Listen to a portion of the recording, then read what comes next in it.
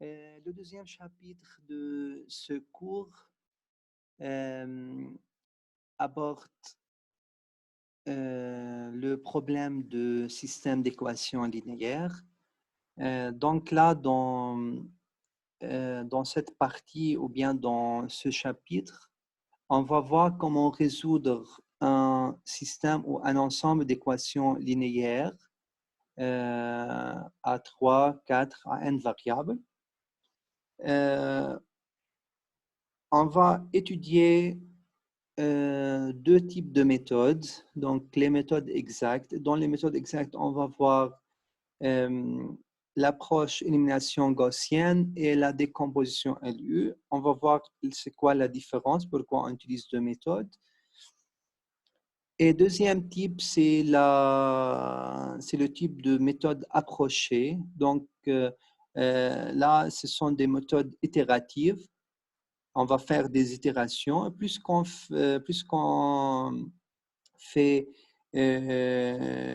plus d'itérations, plus que la précision du modèle est importante.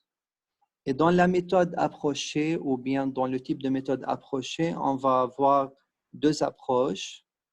L'approche de Jacobi et l'approche de Gauss-Seidel.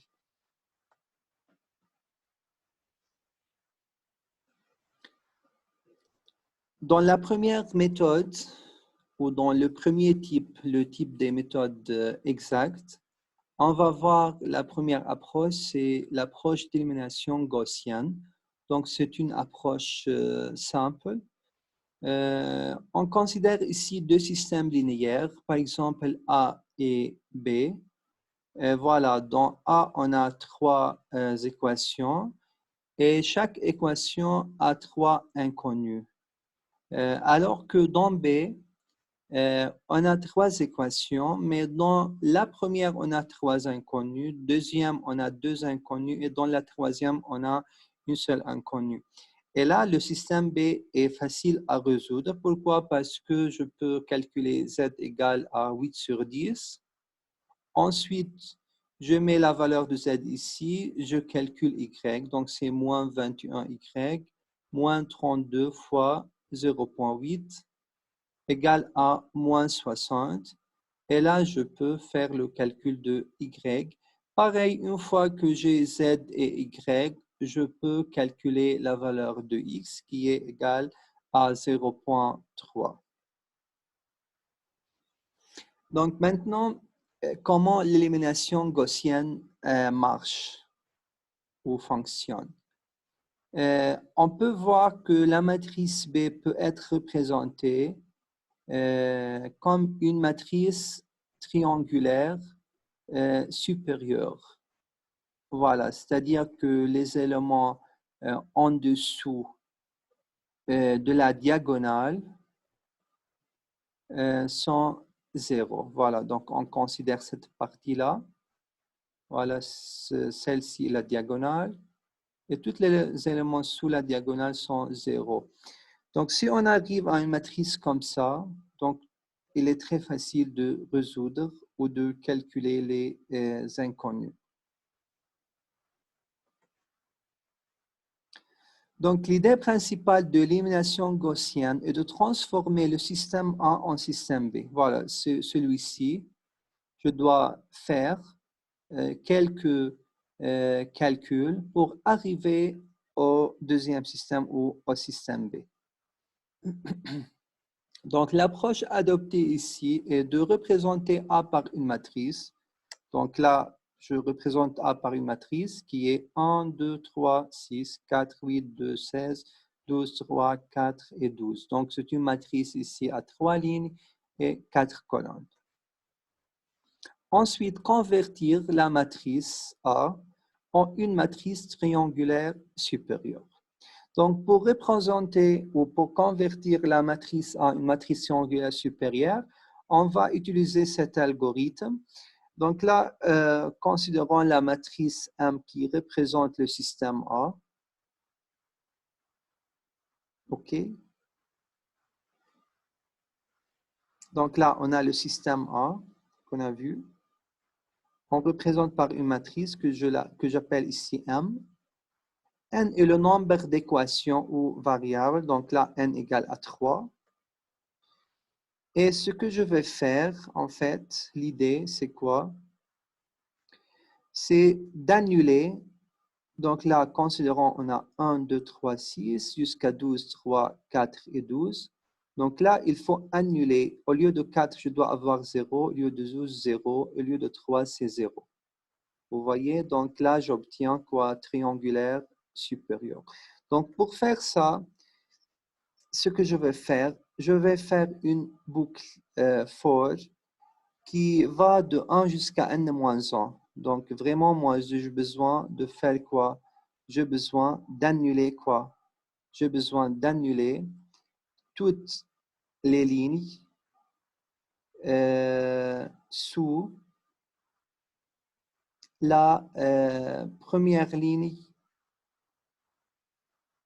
et première colonne. Donc là, première ligne et première colonne, c'est cet élément-là.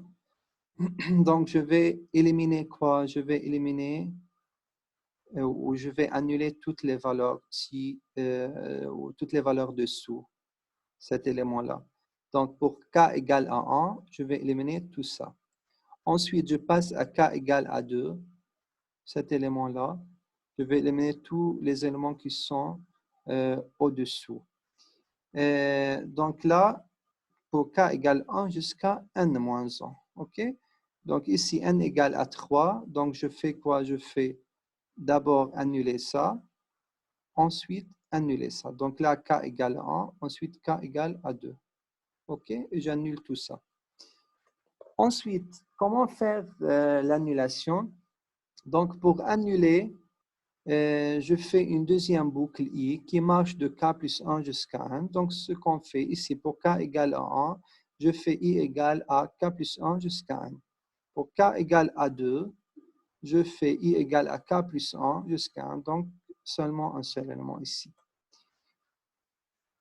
Donc, pour annuler, on fait quoi? On dit que la ligne mi, par exemple, deuxième ligne, va recevoir la deuxième ligne moins MIK sur MKK fois MK. C'est-à-dire quoi? C'est-à-dire que pour annuler, par exemple, le 4, je dois faire quoi? Cette ligne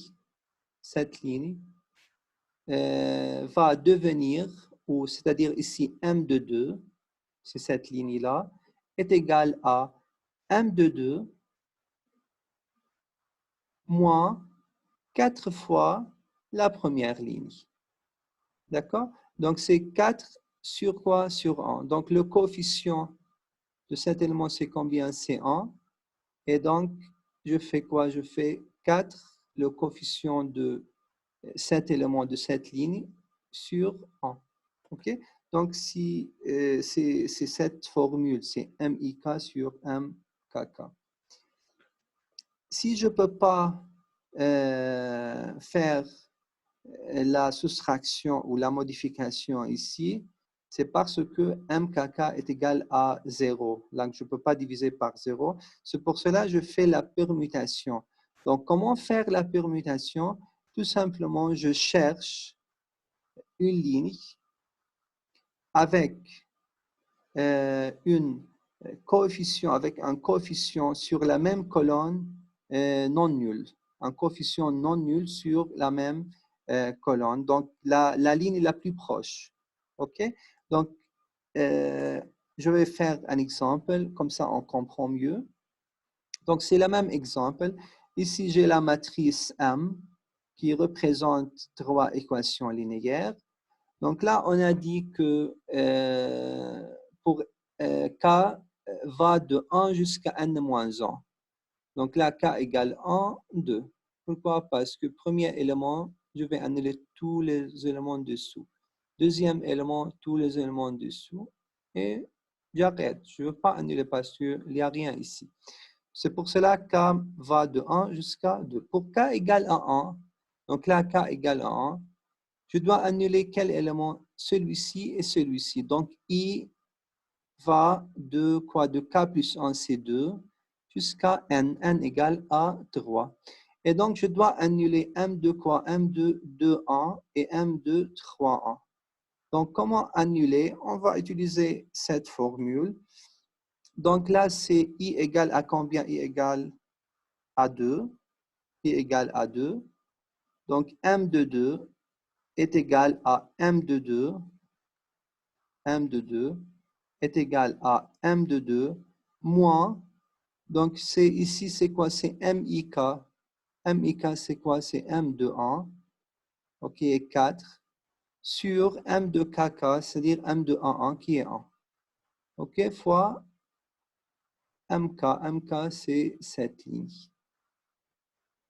Ok, donc comme il y a égalité ici, si j'ai par exemple 2x égale à 3, est-ce que je peux multiplier par 2? 4x égale à 6, 2x égale 3, 4x égale 6. C'est la même chose. D'accord? Donc, voilà ce que je fais. Et de cette manière-là, je peux annuler cette valeur-là. Pareil ici pour M3, donc c'est 12 sur 1. Et je l'annule. Donc, je vais avoir quoi? Je vais avoir cette nouvelle matrice. Donc, vous voyez, j'ai 0 ici. Donc, ça, c'est le but de la première itération. Le but de la deuxième itération, c'est annuler tous les éléments en dessous de M de KK. Donc, K égale à 2, deuxième itération. Donc, je dois annuler tout ça. Mais comme MKK est nul, donc là, je dois faire une permutation. OK? Donc là, K égale à 2. Annuler quoi? Annuler M de IK. Et I va de quoi? De K plus 1 jusqu'à N. Donc, juste un seul élément qui est là. Mais comme M de 2, c'est-à-dire M de KK, est nul, donc là, je dois permuter cette ligne avec la plus proche ligne qui a une valeur non nulle sur M de IK. Voilà. Donc là, c'est la ligne qui suivent. Donc, je permute 1, 2, 3, 6, 0, moins 21, moins 32, moins 32, moins 60, pardon. Et voilà, 0, 0, moins 10 et moins 8. OK, je peux arrêter ici, mais comme je fais une procédure, donc là, je vais faire ça. C'est M3 est égal à combien? Est égal à M3 moins 0 sur moins 21. Comme ici, c'est 0, ça ne change rien. Ok, mais imaginons par exemple qu'on avait ici une valeur de 1. Là, ça doit être plus 1 sur 21 et ça doit annuler. Okay? Voilà, donc ce que j'obtiens à la fin, j'obtiens ça. Et tout simplement, je peux calculer le Z, je peux calculer le Y, et je peux calculer le X. Okay? Donc, je calcule le Z, c'est 8 sur 10, ensuite le Y et enfin la valeur de Z.